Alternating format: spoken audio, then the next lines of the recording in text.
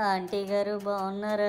అరే ముదరష్టపోడా, నువ్వు ఇంకా బతికే ఉన్నావా? నువ్వు పోవాలని సింహాచలం సింహాద్రప్పనికి, విజయవాడ కనకదుర్గమ్మకి, తిరుపతి వెంకన్నకి అందరికీ మొక్కేశాను. అయినా ఏం మొహం పెట్టుకొని పలకరిస్తున్నావురా ముదరష్టపోడా? నీ చేతులు పడిపోను, నీ కాళ్ళు ఇరిగిపోను, నీ మెడ తిరిగిపోను, మొత్తంగా నువ్వు సర్వనాశనం అయిపోను. Aunty are you blind or what? ఇంకేం కనిపించట్లేదా?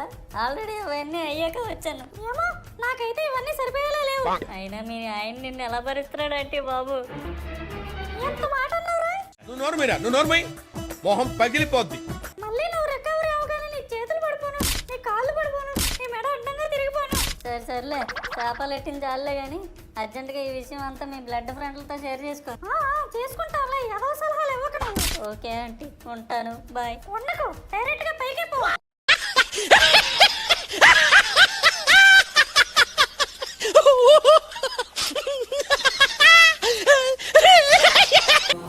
హలో చెప్పు బేబీ. బాబీ, ఉమ్మ ఉమ్మ ఉమ్మ ఉమ్మ ఉమ్మ ఉమ్మ 3000 ఉమ్మలు బాబీ. ఉమ్ములా? ఉమ్మలంటే ముద్దులు బాబీ.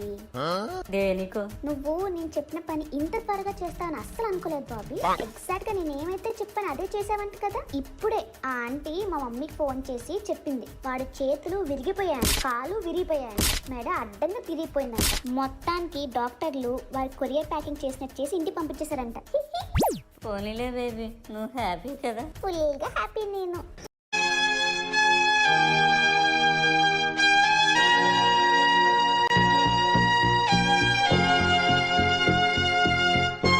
అవును, నేను ఇంత సంతోషంగా ఉంటే నువ్వేంటి నోట్లో గులాబ్ జామ్ పెట్టినట్టు మాట్లాడుతున్నావు? అంటే నిన్న సాయంత్రం బంగారు పాప పులుసు తిన్నాను, ముళ్ళు గొంతుకులో గుచ్చుకుపోయింది, అందుకే వాయిస్ ఇలా వస్తుంది. అయ్యయ్యో, చూసుకుని తిన్నాను కదా బాబీ, నేనుంటే వంచి పెట్టేదాన్ని. వద్దులే బేబీ, ఆ మాట అన్నావు కదా చాలులే. తెలుసా బాబీ, మా ఆంటీ అయితే ఆ చితక్ కొట్టిన అబ్బాయి ఎవరు ఎవరు ఎవరు అన్న బుర్ర ఒక్కటే తినేసింది.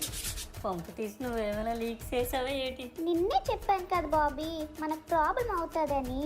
అమ్మయ్యా. కానీ మా ఆంటీ అయితే మాత్రం నీకు జీవితంలో మర్చిపోలేని ఒక గిఫ్ట్ ఇవ్వాలని రెడీగా ఉన్నారు.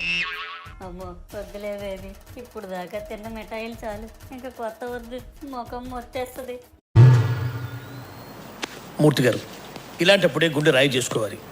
ఏం చేస్తా? ఏంటో బాబీ, ఒక్కొక్కసారి నువ్వు మాట్లాడే మాటల్లో 100 అర్థాలు ఉన్నట్టు అనిపిస్తుంది.